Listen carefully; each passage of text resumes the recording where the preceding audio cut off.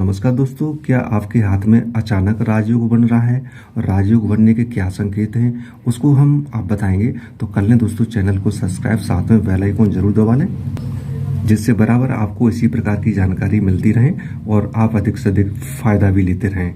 दोस्तों, अचानक राजयोग हथेली पर बनना या रेखाओं पर बनना कोई आम बात नहीं है। अचानक बन जाता है, लेकिन कैसे बन जाता है? जैसा कि आप जानते हैं कि जीवन में अनेकों रेखाएं बनती हैं, बिगड़ती हैं, चेंज भी होती हैं, और कब कैसे बनती हैं इसको आप समझ लेंगे कि हमारे किस कर्म के अनुसार और हमारे हाथ में रेखाएं बन रही हैं या बिगड़ रही हैं। तो इसकी जानकारी समझ लें आप हाथ की स्क्रीन से, कि हाथ की स्क्रीन पर आप चलेंगे तो देखेंगे कि जो हाथ में जो भाग्य रेखा है, भाग्य रेखा एकदम सीधी, गहरी, लाल वर्ड लिए हुए मजबूत है और गुरु और साथ में शनि के पर्वत के मध्य में है, तो शुभ रेखा है।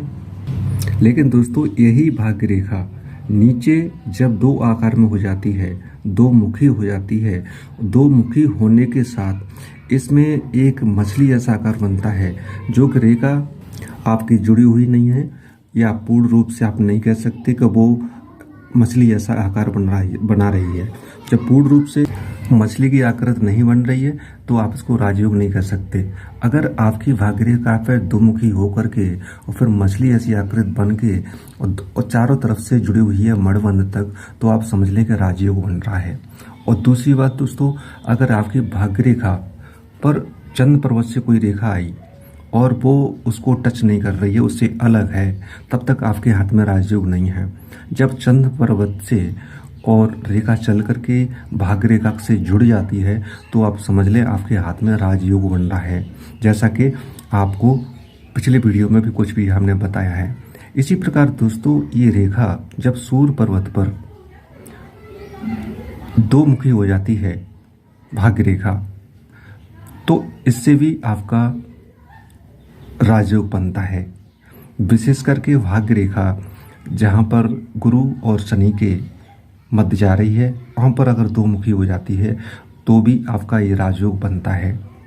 तो इस प्रकार के अगर आकार बनते हैं, बिगड़ते हैं, आपने देखा अचानक पहले नहीं था, अचानक बन गया, तो इसका मतलब ये है राजयोग बनना। अभी तक आपने जैसे भी जीवन यापन किया वो बात अलग थी, पर लेकिन आपके कर्म अनुसार और आपका राजयोग बन रहा है, रेखा जुड़ रही है, पहले नहीं जुड़ी थी।